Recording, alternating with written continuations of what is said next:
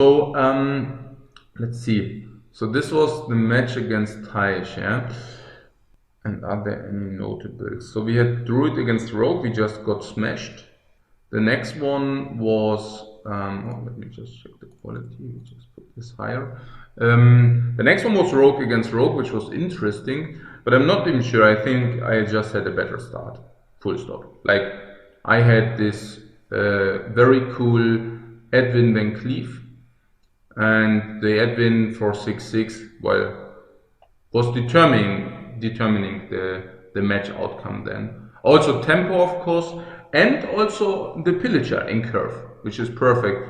Thijs, on the other hand, his hand pretty much a little bit sucked, like just no answers, not very good deploys. He's even forced to play this tomb pillager. Well, we got with the Zap, we got the perfect answer, so that's pretty.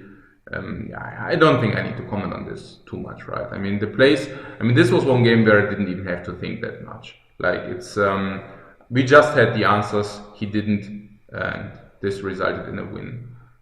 I don't think there's a lot to be said about this.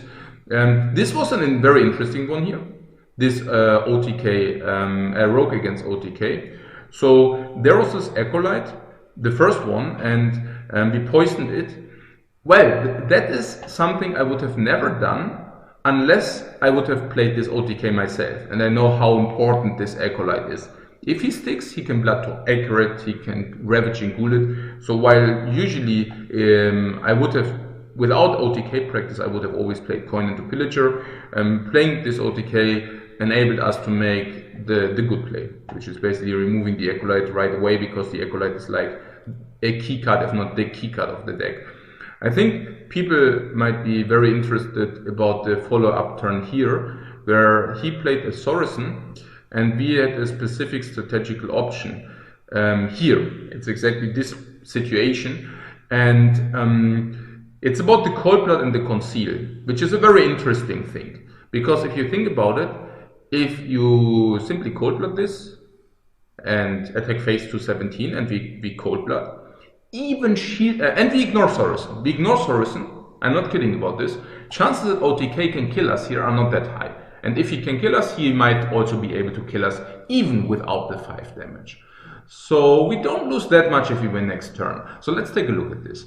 So if he attack for 8, he's at 17, and we have 12 on the board. Plus 3, 8, 13. So that means we have a whooping 25 damage on board, and he's at 17. And that's important, because even if he plays shield block and armor up, even then he only goes to 24, and we can insta-kill him next turn. So why didn't we do it? Well, this is probably where the OTK practice might have backfired. I don't know exactly. But I know that if he has Pyro and Commanding Shout in his hand, he will be able to clear our board. You might argue that he needs more spells with it. I argue that he always has this 4 spells. After he discounted with Thorison, all spells are playable. If he has Pyro and Commanding Shout, he can play all 4 spells, if he has them. But in this deck, the likelihood of having 4 spells, if he already has Commanding Shout, is incredibly high. So the question was basically, how likely is it that he got Pyro? And I guess the likelihood of him having Pyro, I think we are through half of our deck roughly, right, Abi? We are like 10, 11, 12, 13. He can even play Commanding Shout first, so we are at 14. So it's probably roughly 70-75% that he got Pyro. Probably another 70-75% for Commanding Shout. So we are talking about like 56, 55 that he got both. If he got both, there is no way that he doesn't have the required specs. Yeah. Let's say, is there any way that he might even do it without Commanding Shout? It's Pyro double spell, Pyro double spell. So he can also do it with if he has the first Pyro, he doesn't need Commanding Shout, he can also have the second Pyro. But then it's of course very expensive for him. Then it might be okay. But if he has really Pyro and Commanding Shout, it's not. So we have like we have probably a 45% to win the game or let's say 40% to win the game right away. We have a 55% that we completely get demolished if you go for that. And I was like having difficulty in the short time remaining to evaluate whether our general win percentage after we played Eviscerate on Sorisen is higher than 40% or not. Yeah, I don't know. But I guess it was definitely a difficult decision. So, but I guess it's acceptable. Yeah. I still don't know, to be honest. I think it's very difficult to say. If you think that we have, like, after we play the Eviscerate, that we have, let's say, over 50%, you should never go for the play. And I don't know how bad our situation really is. Oh yeah, the King's Elec over the huge toad. It's an interesting choice. The question is, how much more value do you get out of the toad later? The thing is, if he trades his minions in, the huge toad gets minimal value, okay? And we didn't have a 4-drop, which means King's Elec might deliver this 4-drop. You might argue that we play it next turn anyways, but maybe we play something else. So if we play the Elec first, and we draw another Elec, we would of course, we can play the Elec, okay. So if he trades his 2 minions in, it's always worse to play the toad. Can we agree on that one? Yeah, I guess we can agree on that one. So what about Wrath? If he has Wrath, you might argue, yeah, then the toad is way better, because he cannot Wrath it for 3. In my opinion, I don't think it's good to Wrath the toad for 3. No, seriously, I don't think it's good. I would always like the 3-2 minion. Like, I would always Wrath the 3-2 minion with 1 damage and then trade 1 in. So in this case, the toad would have had a 50-50 shot on killing the 1-1, but a 50-50 shot on killing the face, or of addressing the face. If he shapeshifts, it's also a 50-50. So much better are big words. Like, the first question is, do you think in the later stages of the game, the pink has a higher chance to deliver a good outcome? Whereas if you say the good outcome was now 50%, keep in mind that if he trades both in, the good outcome is 0%. So on average with the toad, we can probably expect like a good outcome of 25-30%. And then the question is whether the good outcome will be higher than 30% in the future of the match. And this is without accounting for the drop Elec could produce us. But it's very, very low difference because we probably play the Elec next turn anyways. But yeah, so that's a good question, sure. But it's not that easy. Okay, so let's take a look at other plays which were interesting. So I guess also interesting was when he played the loot hoarders, but I mean the commentators already said that they would also conceal. I'm not saying that that's the reason which makes the play good, but what I'm saying is it might seem more obvious than I thought. I was thinking that like the obvious play is like trading the 1-1 into the 2-1. But we really want to undermine his card draw, especially after he played Faceless on the loot order. So we don't even go for this trade, but we just conceal. I was thinking that's like an unorthodox play, but since the commentators also like thought, okay, that's standard, I won't go into depths with this play. But yeah, I think it's a play we should do.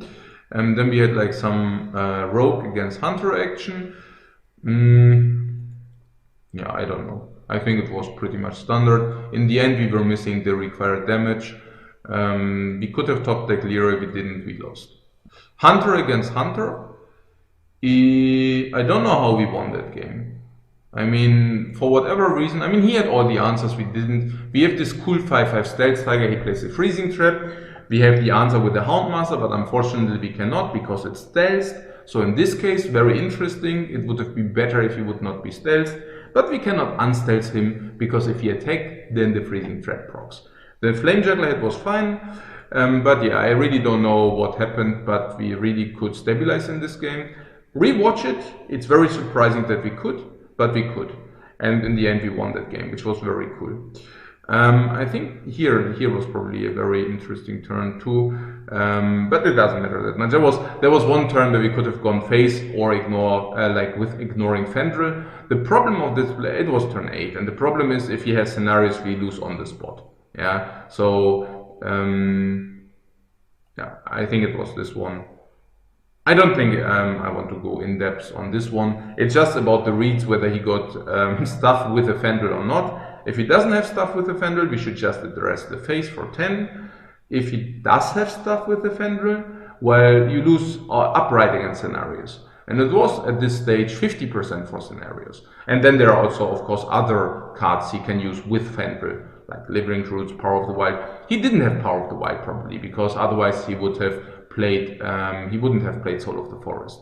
But scenarios is super likely, like it's 50% for scenarios, and there's probably another 50% for other Fendril stuff, which might have a very good impact on the game for him. And I didn't want to risk that. He also didn't play Idols at that point.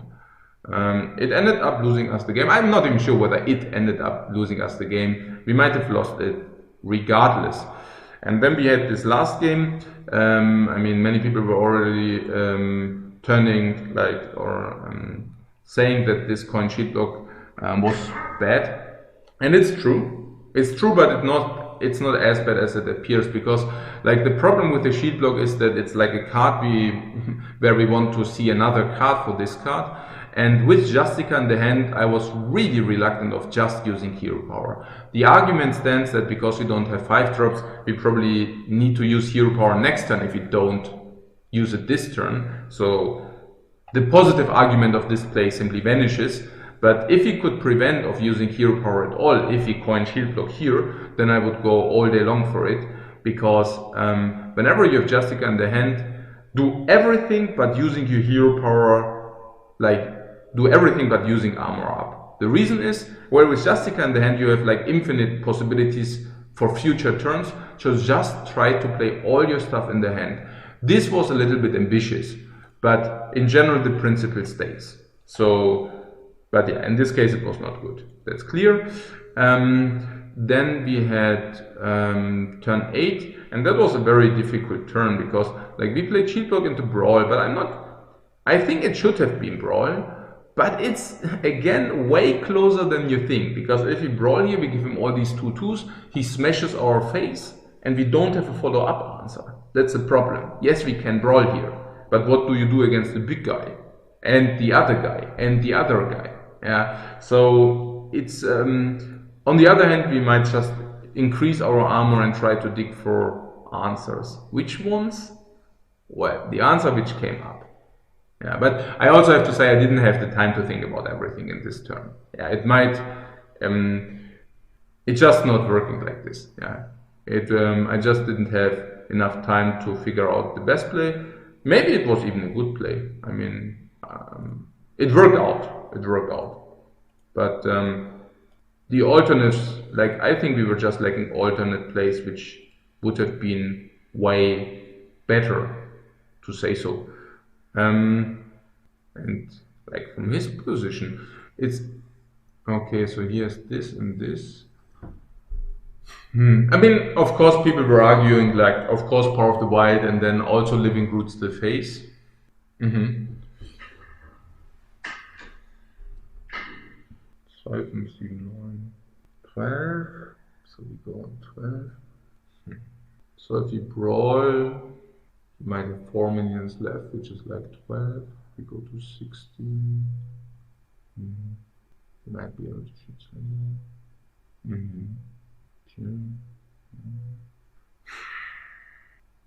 Yeah. I mean, probably what he played. I don't mind it. I mean, of course the roots. Later. But I guess starting off with a cycle is not bad. Then Power of the Wild. I'm really curious about the implications. Like, what is this? So he can Power of the Wild for 4 more damage, which is basically 5 more face damage. In case of Brawl, he keeps enough board, does he? I guess he does. And there's a lot of damage here. It's basically 2 mana, 5 damage, right? And you also deal the 1 damage with the Shapeshift. What is if there is a Brawl? So let's say best case is this survives, so he has like 2, 4, 6, 8 damage. 2, 4, 6, 8, 6, 8. And we can Brawl into 10. Yeah, okay. Yeah, and of course here the Living Roots face is, yeah, because you still have spell power, so you should just do it. You also have the remaining mana. Yeah, it's okay, that was cool. Like, and then the rest is like, of course, we always try to maximize our stuff. It was always very close, but I don't think the decisions were too difficult. So yeah, that ended up winning us the game. Very cool story. Too greedy in the early game in the last match of the semifinals. Well, greedy. I mean, you mean coin shield block, or what's greedy? We chose to leave a 10 up instead of board clearing. That's simply very borderline. That's simply very borderline. We can do this, but that's a very borderline turn. I know what you're talking about. You're talking about like the hunter versus the druid game where it was turn 5. And we had here, I mean, kill command teacher is always clear. So there are two options. Option number 1 is quick shotting, the other one is hero power. If we quick shot this one, we trade this one. Yeah. And if we hero power, well, then we trade this here, this dice, and we hero power, but we preserve a card in our hand. The difference, the one play leaves him up with a blood mage, the other play leaves us up with a 2-1. What is it in terms of numbers? Well, blood mage, let's say it's 1, and let's say this is 1.5 or 1.4 because it's 2-1, it's not 1.5. So that would be a difference of 2.4 on board. But we also deal 2 damage in the face. If you say 2 damage in the face is 0.8, the difference of doing the play with a quick shot over the hero power is 2.4 minus 0.8 is 1.6. He might also, I mean, the reason why I only assigned 1 to the blood mage is, I mean, of course he has spell power, so he might be stronger, but then again he might also be out of cards, and with the card from the blood mage he might have a better turn. So the difference of the card is 1.6 if you now give like the blood mage a little bit bonus because we cannot really handle him and stuff like this. We might end up with a difference of 2 for the card in the hand, which is actually a very close call. So in order to determine the play, we would need to take a look at the follow-up, and we already see like a deadly shot in our hand, which makes it worse to keep the blood mage up. We see that we have average amount of stuff in our hand, which is irrelevant for the play.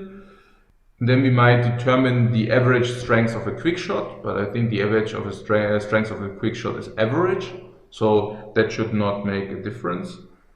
So it might be that the play like of clearing the board is slightly better because we already have the deadly shot in the hand. But it's a super close call. What did I do? Okay. The flame tongue trades.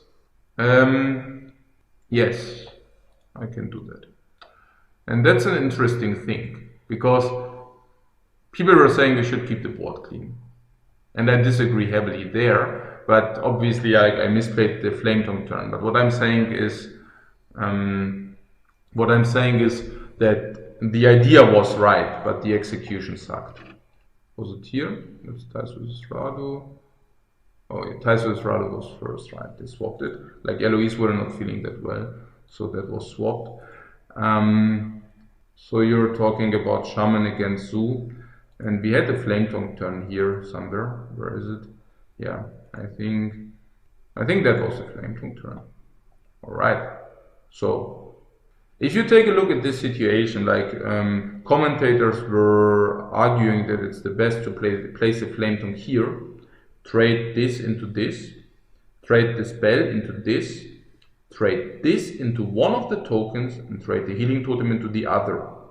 Result is that we end up with flame tongue on the left side, healing totem and taunt totem. And this brings us in kind of a fair position, because we have flame tongue, healing totem and taunt totem on an empty board against Zoo. While this might sound sick, I don't think it's that sick. Yeah, because like, yes, we have powder to kill something, like we have like 2-4 attack stats, but even a single, let's say he plays like the 1-5 which can grow, this will probably grow to 2-5, we can already not clear it. And what will happen, we might clear, let's say, the other dude, maybe, but then the councilman will probably be able to clean off our totem, so we would be heavily dependent on the top deck draw.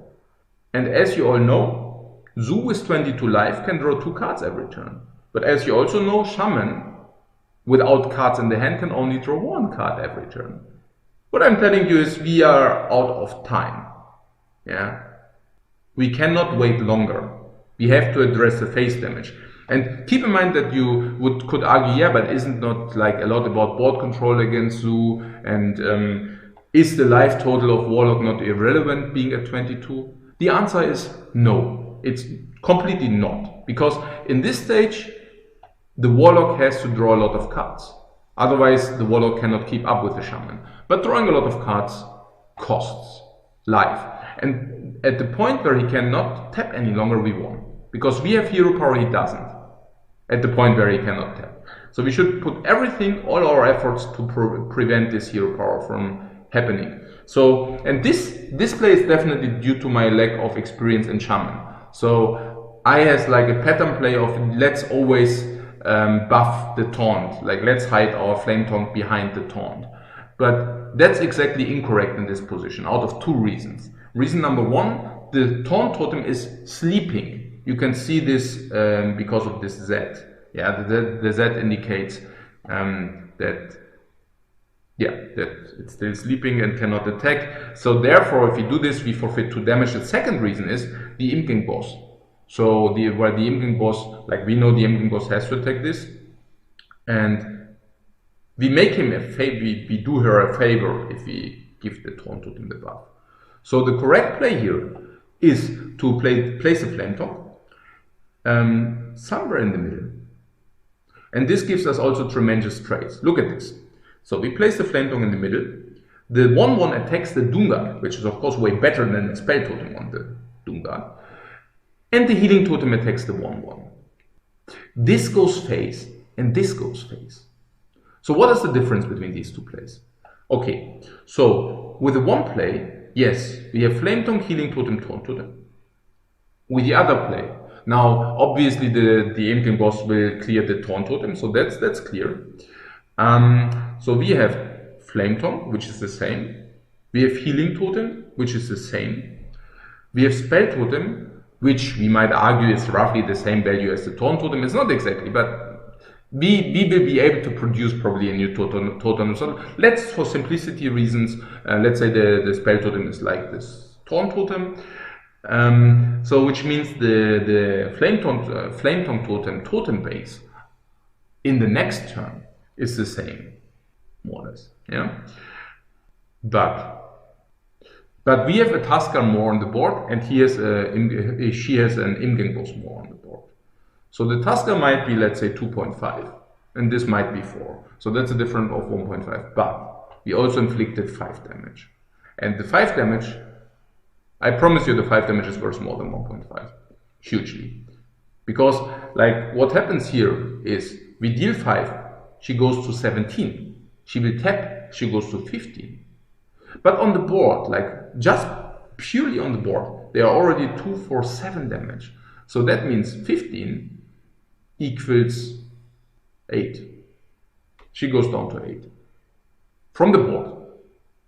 And that's not good for her, because we will also draw another card. We will be able to produce a totem again, and we'll probably be able to inflict another 4 at least. Which means if she taps again and we inflict the 4, she goes to 2, she can never tap again. The board is equalized, we have hero power, she doesn't. So I think trading here is super bad. Like, I chose not a good play, but yeah, you get the point. The go hall, well, if you ban Shaman, it becomes a different story, doesn't it? Imp King boss gets so much value in the next couple of turns. Yeah, because we misplayed. Usually he just doesn't, because we can undermine it. There was a play that we could have cleared. Yeah, I just explained it. Okay, you can just rewatch it again. Yeah, if you think it's wrong, well, then that's what you have to think. I think it's not good to clear the Imp King boss for sure. I also think it's not even close, by the way. Yeah, if I would think it's close, I would make more thorough analysis. But I don't think it's even close. I think like if we ignore the Imgang boss and do what I just proposed, like flame tongue in the middle, trading this here, this goes face, we increase probably our chance of winning over the board clear of probably roughly 10%. But yeah, whatever. Here, what I'm saying is you should not fall into the trap of being stuck with beliefs. So there is a common belief which says, Zoo, you have to clear the board of Zoo. That's like a common belief.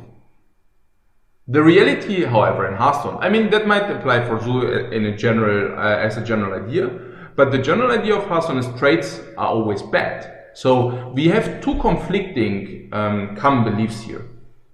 Well, I don't know whether your common belief is that trading is always bad, but I can tell you that the Hearthstone truth, in the general Hearthstone truth, is trading is always bad.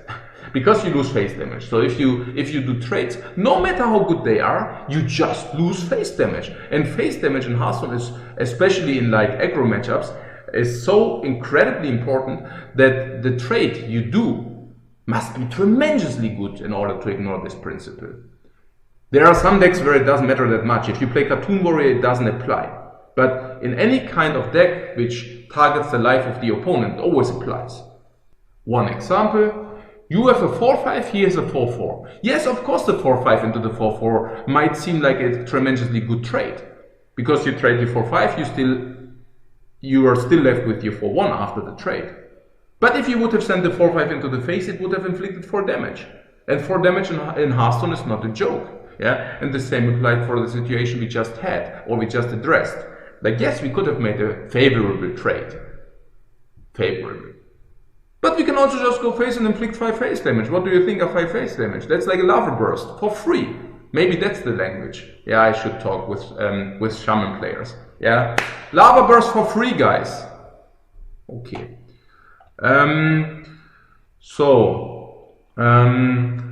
Putting this aside. Yeah, so we have two concepts which are clashing against each other. Against Zoo, usually keeping the board clean is good because of all the buffs they also got. But it simply didn't apply to this situation.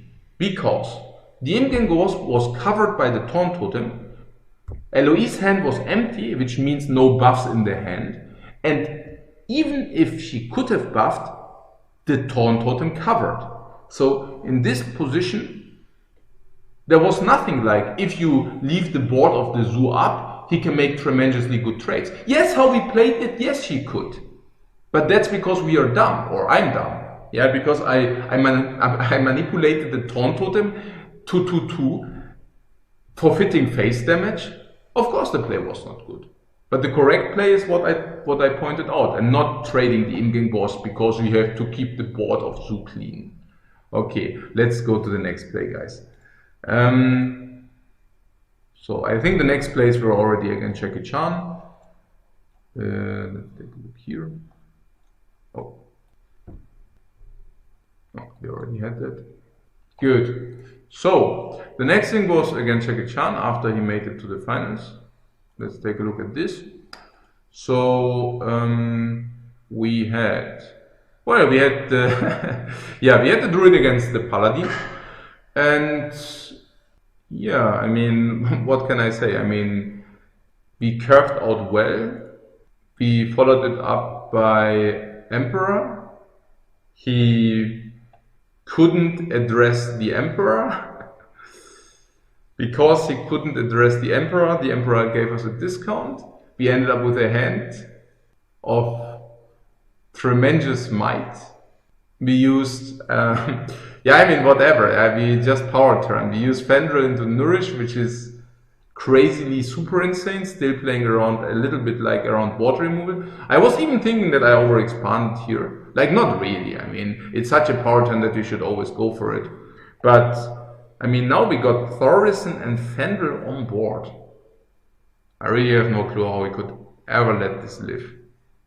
I mean, some people are already using the combo for Thorison, which is of course bad. Some people are already using combo for Fendrel, which is also bad. But it's nearly good enough to use for any of those. I mean, Fenrir is like a threat you need to address. Sorcerer is like a threat you need to address. Both of them combined. How could he not clear here? I can understand that he might want to keep the clear for a turn where he can also play something like this, but leaving Fenrir and Sorcerer up. I don't know about that, guys. I mean, I really don't know about that. I cannot see it. I mean, this is serious business here. Yeah, this is really serious business. So this turn, we could have played like Azudrake, Blood Mage, 1 Brass. But the Brasses are for free. Why shouldn't we just use both? I don't even see a benefit of doing this, other than that we completely go into overexpansion, into problems for us. So I think double Brass is the way to go. And also, like, the plan is to not draw anything after that. Maybe playing the Blood Mage, but that's it. Obviously that changes if we draw the Soul of the Forest. I mean, after we drew the Soul of the Forest, we played Teacher, Blood Mage, Soul of the Forest, and I also think that's like kind of obvious, right? Okay. Oh, he already said it. I didn't know that he already streamed. What? He wanted to remove the overexpand, but I didn't. Yeah, of course I didn't overexpand. But like, that's also like, what do you mean overexpand? Like, I mean, I don't know whether that's ladder logic, yeah, but if you have Fenrir and Thoris on board, like, how the heck would you ever play anything else beyond these guys? I mean, okay, you got this and this on board, yeah? So, what do you think Druid will do? I mean, you got a Sorcerer in the head, which deducts like 1 mana from 6 cards. Of course, we draw a 7th one, so the Sorcerer creates 7 mana every turn. Yeah, because of the power of Ragnaros. And at the same time, you get a whooping 8 damage delivery for free. Actually, like 9 damage. 9 damage delivery for free. Not 4 damage, 9 damage. And on top of that, you can also do nasty actions if you draw anything, like, let's say, Soul of the Forest, if you draw a Raven Idol, if you draw, even Blood Mage. You can deploy Blood Mage, right? Because he cantrips himself. You will definitely get to some kind of wombo combo, because you will also be able to cycle. But there is no way that you put anything more on the board. It's just that you get a free draw, basically. You get a free draw, you get a free discount, so that you can pull off your combos. It's pretty cool. I don't even know, like, what happens. We went for the Wrath on his guy. If you wouldn't have played the guy, we would have probably even played Blood Mage into Wrath on our Blood Mage. Just to cycle through the deck. Because once you cycle through the deck with discounts, you will simply wreak havoc. Okay. We hope that I have a read that he doesn't have the combo. Yeah, but the thing is, if he doesn't, like, we don't lose by not over-expanding. We just keep these dudes on the board. If these dudes survive, we win the game. 100%, I promise. Yeah, if these guys only stay, like, there's only a clear against them. So, even if I would think he doesn't have clear, I would just only keep these. I mean, maybe play Blood Mage too, right? I mean, then we have 10 damage every turn. That's great stuff. Sorcerer gives us discount every turn. Fenrir is Fenrir. I mean, like, there are no drawbacks in not doing it. That's what I'm telling you. So what is this? That's kind of... Okay, then he won 1 with the Tempo Mage, but that was like he drew the nuts. I think we couldn't done anything here. And then we had the Cartoon Warrior against the Mage. I'm not even sure whether there were any difficult decisions. I don't think so. I mean, we just played... I think we just played what we had to play. He ran into it. I think something was... I think with the goal, like... It was pretty sick how we dominated. Like, also Sylvanas here. Sylvanas here was very nice. And the Gohol was also completely dominating him. Like, we played the Gohol, and... I mean, I don't want to comment on his plays too much, but I was actually really happy whenever he freezed our face. Because freezing our face means he uses a card to deliver, like, let's say 3 or 4 damage, and okay, we cannot attack with our Gohol. Oh man, that's so bad, because we can simply get tank up, we can even increase the brawl value.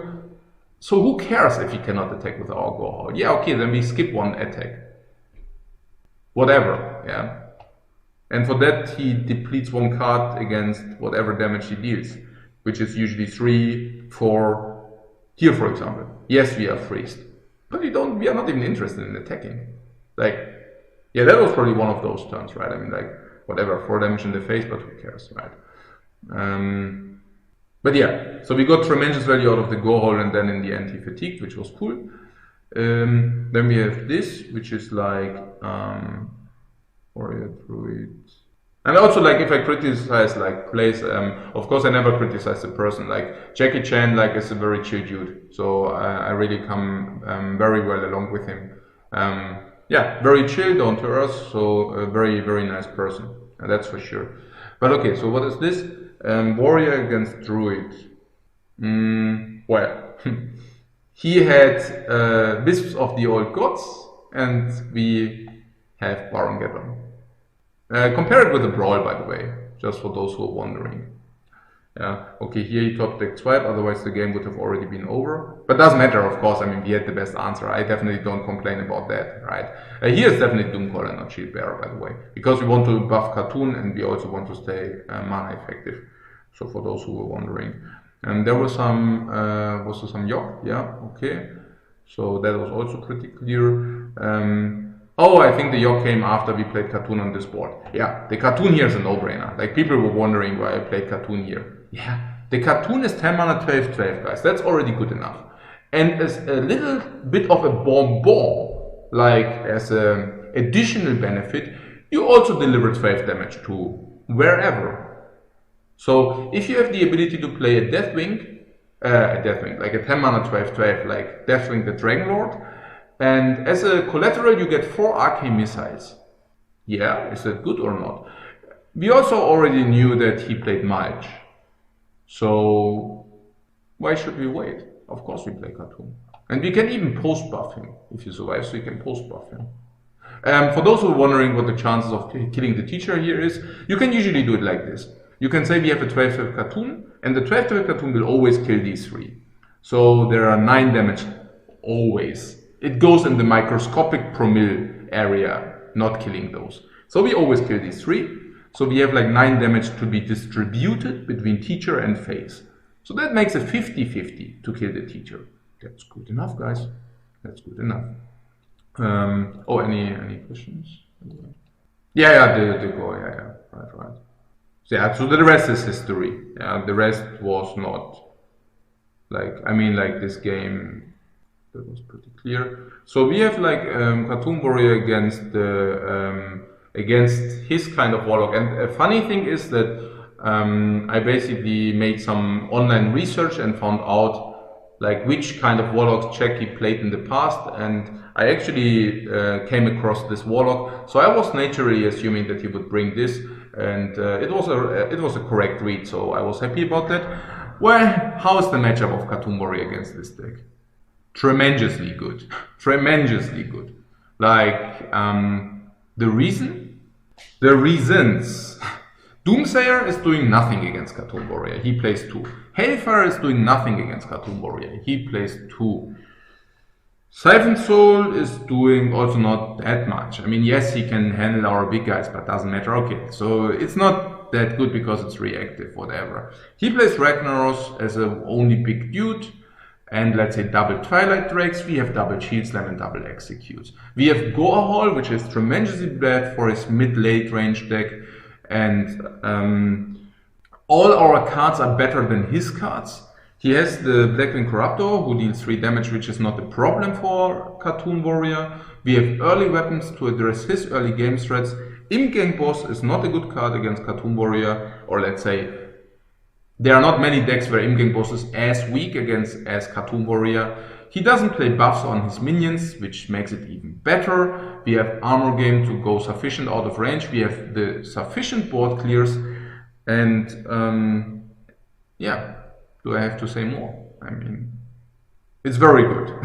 70%, I don't know. Gorehall wrecks him alone. Okay, but for those guys who watched it, they already know. We deployed a Gorehall here, and I don't know about the odds But the thing is, this go hole here, you're seeing right. This one charm durability is not red because it's a go hole, and it's a 6-1 go hole. And this 6-1 go hole wins the game outright here. I can already say it. I mean, I don't even know about the tap because at this point he needs to get the 1 mana pirate, otherwise he loses on the spot. Oh, here it is. I don't even know about the odds of this happening, to be honest. But it's pretty good. If you're wondering, that's also the reason why we lost the game. Yeah, not much to say to it. After a pirate killed you, the go hole, things become a little bit more tricky. Any questions to this game, by the way? 1%, yeah. Okay. Good. So that was that one. Yeah, we lost it then. Also very close. Like we lost it in fatigue. Like when he fatigued, or when he were out of cards, he could kill us. But if he could have only lived a little bit longer, just a little tiny bit, it would have been not a problem. So Hunter against Warlock. How is this matchup? Insanely good, guys. The Doomsayer is not doing that much against Hunter. The Hailfire is bad against Hunter because you damage your own life, and you need this life as a resource because Hunter is targeting your life. Surprise, surprise. Your hero power is doing nothing because whenever you use your hero power, you just hit the Hunter, getting even more ahead because they target your life total. Yeah, you cannot really wait for your Twilight Dragons because they are just too slow. The Houndmaster is wrecking you. The Camel is completely demolishing you. The Savannah Highmane is completely demolishing you. And the Call of the Wild also poses a big problem for you.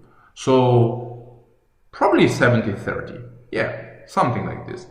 Just remember the good old handlock times against Hunter. Yeah, that was already pretty bad. And now just take the Molten Giants out. And then you have exactly the matchup. Nearly. Of course, you have access to in-game bosses, but like, yeah, 70-30 at least. Big favorite. Maybe it's even higher. Maybe it's 75. Okay. But what happened is we didn't draw any camels. I hard mulliganed for them, but we couldn't draw any camels, which is super bad. Like ultra bad. Because that also makes our Handmaster way worse. We couldn't draw any Highmanes, which is super bad. But for that we drew both Call of the Wilds. Okay, it's not good, guys. Doesn't matter. I don't want to blame, like, I'm not talking about bad luck here. I'm just saying why the matchup went different than it's supposed to be on paper. Okay. So let's continue. I guess we go to the turn which is like very interesting for everybody, because like there were some, let's say, criticism of not trading. So we have this position and we are talking about not trading the Huffer. And obviously, guys, you can assume that I thought about this situation a very long time, because I was also pretty bothered by it, right? So we are talking about this position here and whether the Huffer should go face or whether the Huffer should address the Blackwing Corruptor. That's the decision here. And I heard many people saying it's a no-brainer, and the reason for that, I mean, many people not like I have not talked about, but like, for example, Castle said like no-brainer, yeah, probably you want to trade or whatever. And it also looked very dumb when we died, right?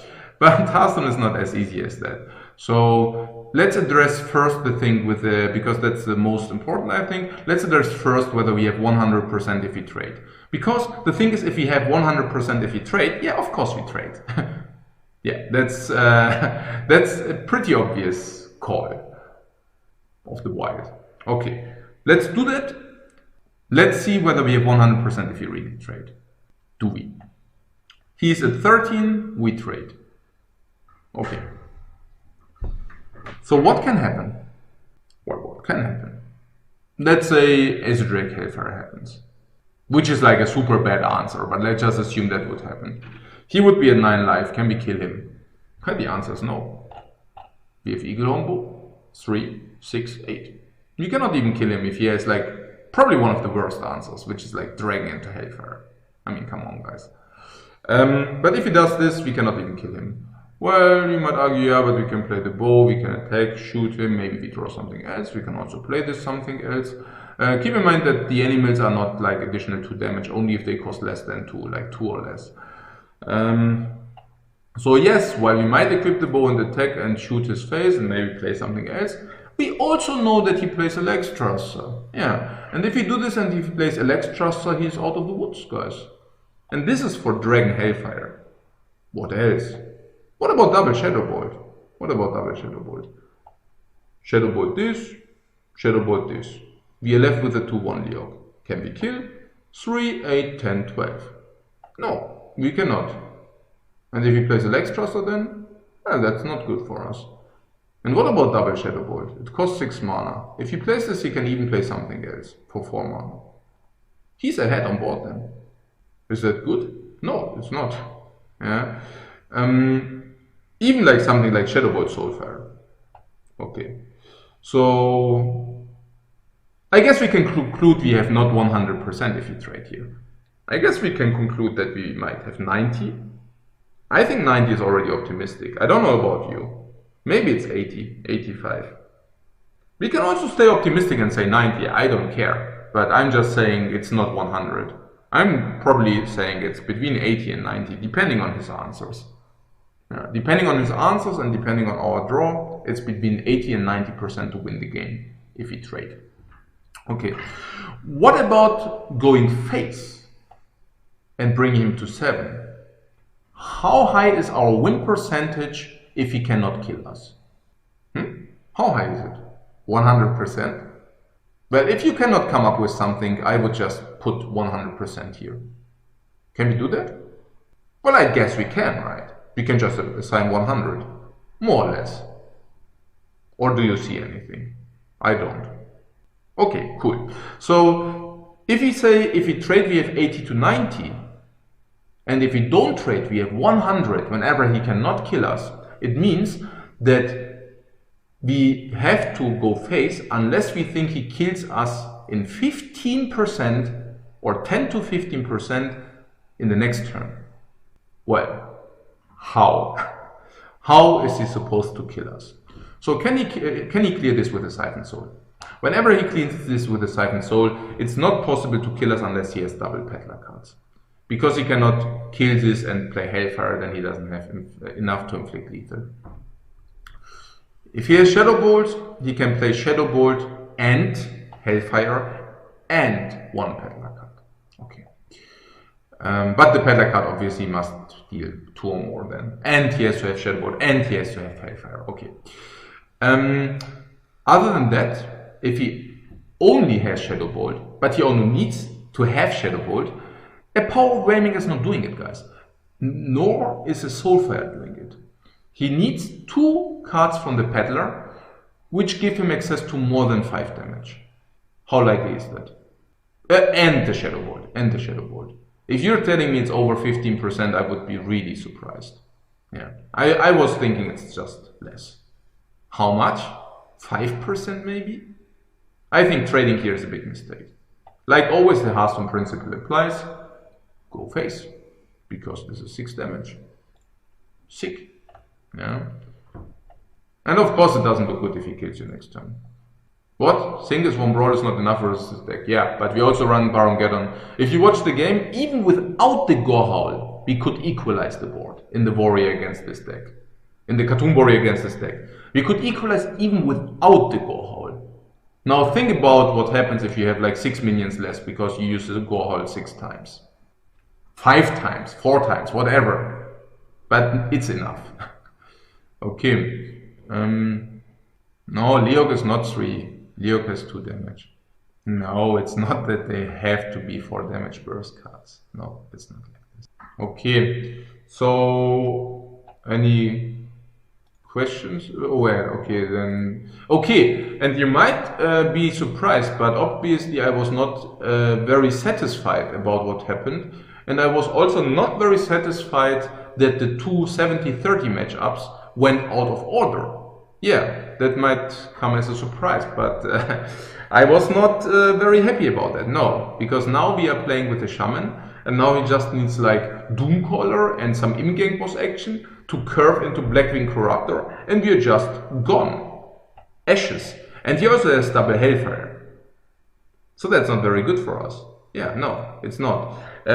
Actually, that was pretty cool here, because it was actually the Hellfire here, like Jackie played turn 4. I was actually very happy about that Hellfire, because that told me that, okay, now we can really just overexpand and just hope he doesn't have the second Hellfire. But that's our win condition. Whereas otherwise we would have always been on the lookout for this Hellfire. So I was actually very happy that it happened. Did he already have the Twilight Guardian in the end? Because I think I would have rather liked it. I know that the Trop would have traded into it, but I think the Hellfire is so important in this matchup. Like, so tremendously important. But yeah, so what happened here? Yeah, the first Tusker didn't bring anything, the second Tusker brought pretty good stuff. Which is a Mana Tide Totem. And that was pretty cool for us. Yeah. Yeah, it's cool to be on the other side. Here and then. Because